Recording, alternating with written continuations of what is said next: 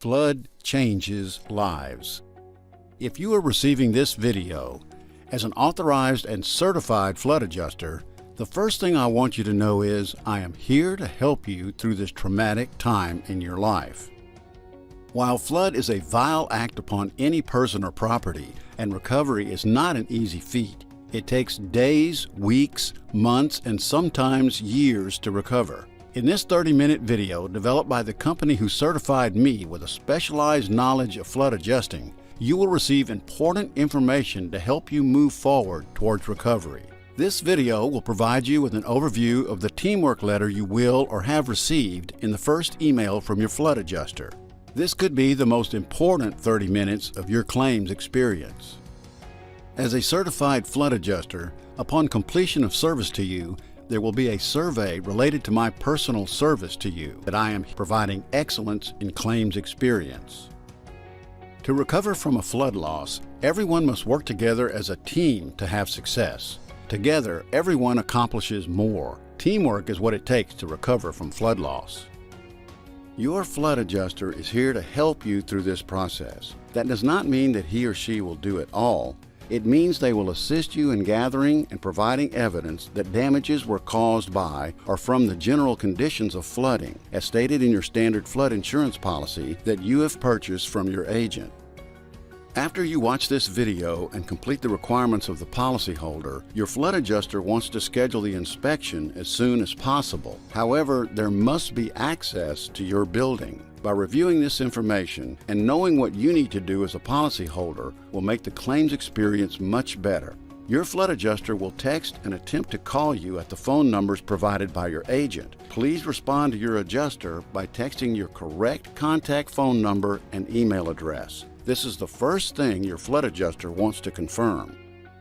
The flood adjuster may text, email, or provide you a copy of their flood control number card displaying what they are qualified to work. If you do not receive that information, the flood adjuster will show you their authorization status to work your flood loss when he or she arrives at your property. As you can see here in the slide, there should be a valid date and the area in which they are authorized to work. There may be a time when the adjuster is a trainee. If so, you will want to know who their supervisor is. Ultimately, the supervisor is responsible for the claim. Your flood adjuster has no authority to approve your loss or tell you the insurance company will approve your loss. Your adjuster does have the authority to gather information about the damages.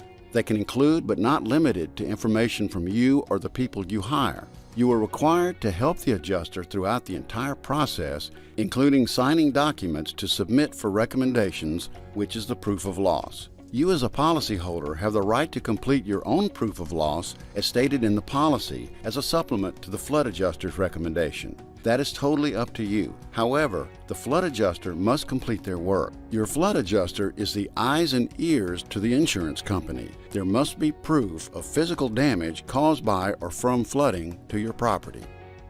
You should have received email from your flood adjuster with the following information, but if not, you will on the initial visit. FEMA publication NFIP policy form. Depending upon what type of policy you purchased, you will receive a dwelling form, general property form, or an RCBAP form. The handbook will provide you with information about the claims process. If you disagree with what your carrier is paying, this handbook will show you the steps you need to take to resolve your disagreement. ICC or increased cost of compliance. If your building is damaged in excess of 49% of the current resale value, you need to contact your agent. This does not include the value of the land. The flood adjuster flood control number, FNC card, which we have already talked about earlier in this video. Debris removal falls into two areas, building and content. Salvage pamphlet. If you're going to try to salvage content, make sure you let your flood adjuster know. They will work with you so you will not lose those special items. The teamwork letter contains detailed information included in this video. The appliance worksheet. If your major appliances have been damaged by or from floodwater, you need to list them on the worksheet and include the make, model, and serial number for each item. Make sure you have this completed before discarding the appliance and before your adjuster arrives for the initial inspection. Also include the total cost of the appliance delivered and connected. Content worksheet. If you have purchased personal property coverage as a separate coverage, different from the building coverage, you will need to complete the content worksheet. This should include all personal property that has been damaged by or from floodwater. Ideally, it should be completed by the time your flood adjuster arrives for the initial inspection. However, we know this is a very stressful time. Do your best to get as much as you can complete by the time your flood adjuster arrives. Start with large items first. Remember to take photos. Food worksheet. If you have lost food in your refrigerators or freezers or pantry, you will need to take photos. Complete this worksheet and have it ready for when your flood adjuster arrives for the initial inspection. Labor worksheet. If you or your family or friends perform labor, you will need to record it on the labor worksheet. Flood questionnaire. To the best of your abilities, complete the questionnaire. Those unanswered questions, your flood adjuster will assist you. All worksheets are Excel spreadsheets. It is highly recommended that you seek assistance from someone who can help you enter the information on the worksheet. If you choose to provide the information in a different format, it will slow down the process and cause delay receiving money from your insurance company.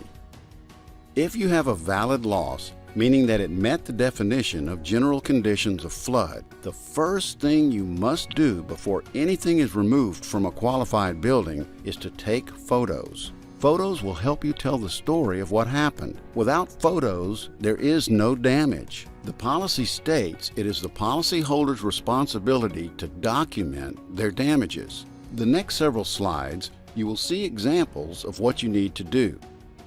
The first thing is to use a post note and write on it your name, the date of loss, the claim number. At the bottom of the post note, write the word watermark and draw an arrow. Using a measuring device, apply the post note to it. You will need to locate the highest watermarks on the exterior and interior of the building. To the best of your ability, make sure the photo is the highest watermark. The watermark could be caused by wave action from tidal surge, boats, or vehicles around your building. It is always best to find a door, window, or electric meter that provides photos of undisputed documentation of the potential damages. All of your buildings at the described location on your policy, you should take photos of each elevation, one of the front, one of the right, one of the rear, one of the left. Make sure when taking the photos that we can see the foundation and the roof.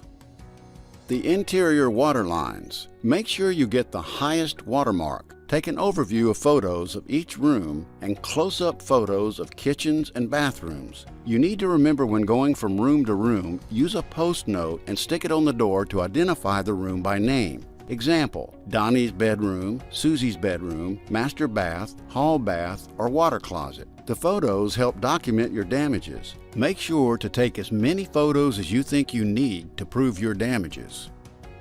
Photos of major appliances are required by the insurance company. Here you see there are washer and dryer, built-in oven, and dishwasher. Include the manufacturer tags of the appliance. This will show the make, model, and serial number. Be careful when taking the photo. Your flood adjuster will need to read the information when enlarged. Here is a list of mechanical items you will need to get photos of: water heaters, AC condensers, furnaces, water softeners. Photo the manufacturer tag. If you have these items replaced prior to the arrival of the adjuster, the contractor will need to include on their invoice the cause of damage and the date it happened. Important that you remember, it must be damaged by or from floodwaters. And when replacing the equipment, it must be with like, kind, and quality material. If you choose to upgrade, you must pay the difference. Let's return to content coverage. Insureds lose hundreds of dollars because they do not take the time to do this correctly. While your flood adjuster may list the major content items because they can easily be seen in the photos or during the initial visit, they do not know all your content that may be in drawers, hidden under beds, in closets, office desks, file cabinets, tool bins, stock, or inventory. You are required to complete this form if you want your flood adjuster to recommend content items for payment.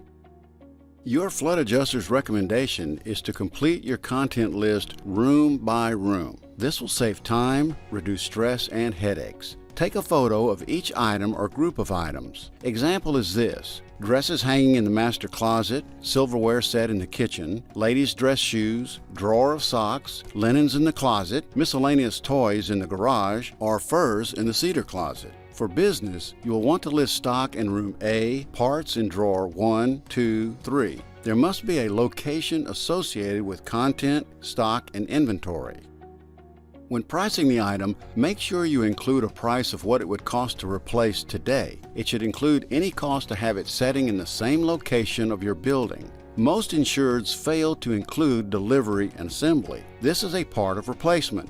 Do not include a sale price of any item because it may not be on sale tomorrow. If you want to have something refinished or refurbished, make sure you photo the item and the damage. Mention this to your flood adjuster during the initial inspection and they will address those items with you. As a curiosity, if you do not have content coverage, you're not required to complete this form. However, you may want to do it for your personal inventory. You may qualify for a tax deduction or other forms of assistance. For more information, consult your tax advisor.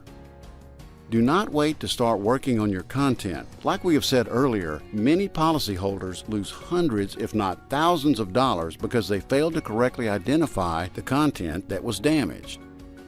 Here are some suggestions about content. Know your policy limit. Use the Excel spreadsheets that are provided by your flood adjuster. Seek help from family members or friends to complete the worksheet. Sooner the better. Failure to use the worksheet could result in delays in completing the claim. Start the inventory in the living room and identify the items in this column. Complete each room before moving on to the next room. Start with the highest priced items and go to the lowest priced items. If you have a brand or manufactured item in that room, please list it in this column. If there's a model number, list it in this column. In the item description column, you will want to tell us about the item. This is important. You will want to state the condition. Condition has nothing to do with age. If it's like new, put above average. If it's new, meaning within weeks, put new. Otherwise, consider everything at average condition. Be fair to yourself because your content is actual cash value, meaning you will only receive the replacement cost less the depreciation. You will need to state in this column the quantity loss. Example is this: dress hanging in the master closet 20 at $100, or silverware set in the kitchen at $30. Ladies' dress shoes 5 at $60, drawer of socks 1 at $15, linens in the closet 1 at $300, miscellaneous toys in the garage 1 at $450, or fur in cedar closet 1 at $2,500. For business, stock in room A, see attachment 1 at $25,000, parts in drawer 1, see attachment 1 at $250, arts in drawer 2, see attachment 1 at $35. Any single item over $500 must have a photo and be listed on a single line. If you do not have a receipt to support your cost of an item above $1,000, you can go to the internet to support the cost. Just remember, the internet may not include a cost associated with having that item placed in your building as a pre-loss condition. You will want to provide additional description in the description line for delivery and setup. Copy and paste the link of the item in the description column. All items valued over $1,000, if purchased today, requires PDF documentation to support that replacement cost. You will email this information to your flood adjuster upon completing your content list. Businesses should provide accounting ledgers and receipts that support and document losses. There are no antiques in flood losses. Do not use the word. It is an oak table, 12 chairs, and hutch in pristine condition. Make sure you obtain a replacement cost for the functional value or go to a dealer to find like, kind, and quality items. Make sure you have documentation. You may consider refinishing the item. When doing so, make sure your estimate includes the pickup and delivery and the unit cost. Remember, refinishing items have no depreciation applied to the repair.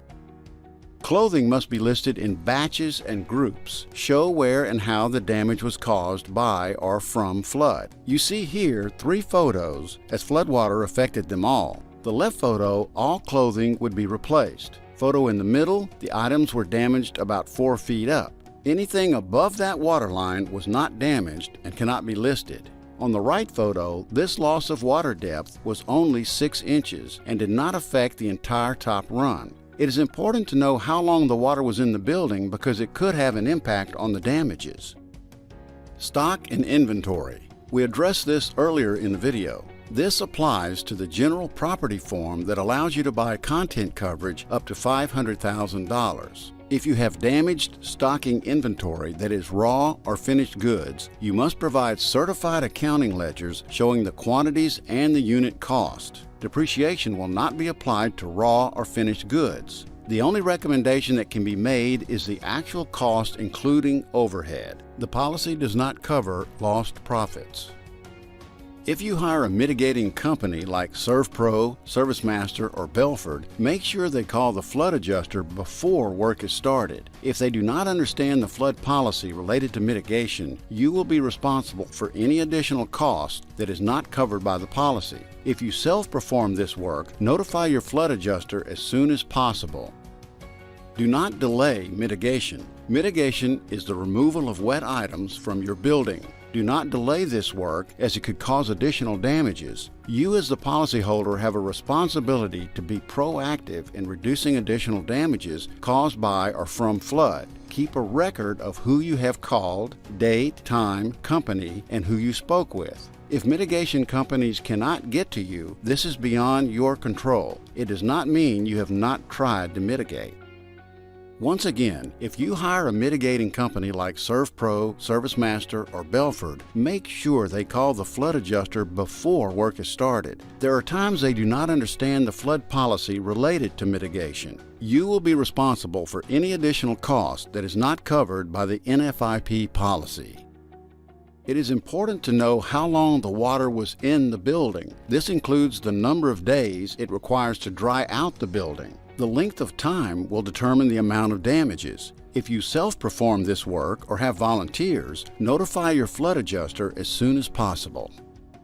Countertops are a huge issue for FEMA. Natural stone or solid surface countertops must be detached and reset subject to the claims manual. Do not allow a demolition company to remove your natural stone or solid surface countertops. This is a specialty contractor item. Your insurance company allows for a specialty company and will pay the additional cost to be careful in detaching the countertops.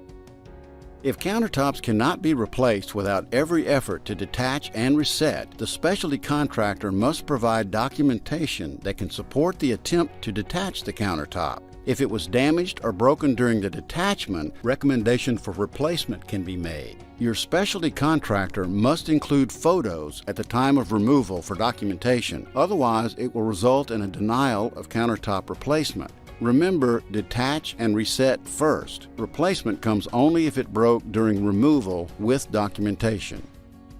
If the countertop was totally submerged by floodwaters, the replacement is warranted. Just make sure you have a photo showing the watermark above the countertop. Debris removal is another sticky issue with FEMA. FEMA has documented and explains how to handle debris removal. You need to be aware there are only 2 types of debris removal: building and content removal. Building debris removal is processed under the policy form which you have purchased. You must know which buildings have limitations. Examples: basement or below the post-firm elevated building. There are only 17 items in the basement and 15 items of a post-firm elevated building. You must separate the items if you are setting the debris out on a city curb. Take photos showing the separation of debris. Content removal must be listed room by room and line by line if you have purchased content coverage. If you have not purchased content coverage, you are responsible for all the costs associated with the removal of content items. This slide shows you the FEMA debris removal guidelines. You should review it for your knowledge. We highly recommend that you provide a copy to any contractor you may hire. If you have hired a public adjuster or attorney, special documents are required to be processed. You must contact your flood adjuster first before the public adjuster attempts to make contact. Here is the direct quote regarding FEMA requirements. NFIP insurers may not disclose a policyholder's information to a policyholder's representative or allow a representative to act on behalf of a policyholder without obtaining a letter of representation signed by all policyholders named on the policy. At minimum, a letter of representation must include the following: 1. Policyholder's full name. 2. Policyholder's current address. 3. Policyholder's date and place of birth. 4. Name of third-party representative. 5. Statement from policyholder authorizing authorized representative to act on their behalf and for the insurer to release records to the representative. The policyholder's signature must either be notarized or submitted with the following statement prescribed by 28 U.S.C. 1746. I declare or certify, verify, or state under penalty of perjury that the foregoing is true and correct. Executed on date. Signature. Regardless of who the policyholder enters in contact with, the policyholder and their representatives will be included in any form of communication. All estimates you receive from any person or company must be completed by individual buildings or units and room by room, line by line. Your insurance company and FEMA will not accept lump sum estimates. You need to make sure the service provider or contractor understands the requirements prior to preparing an invoice or estimate for you. If the invoice or estimate is not detailed, it will only delay the flood adjuster's recommendations to the insurance company, resulting in a delay in payments to you, the policyholder.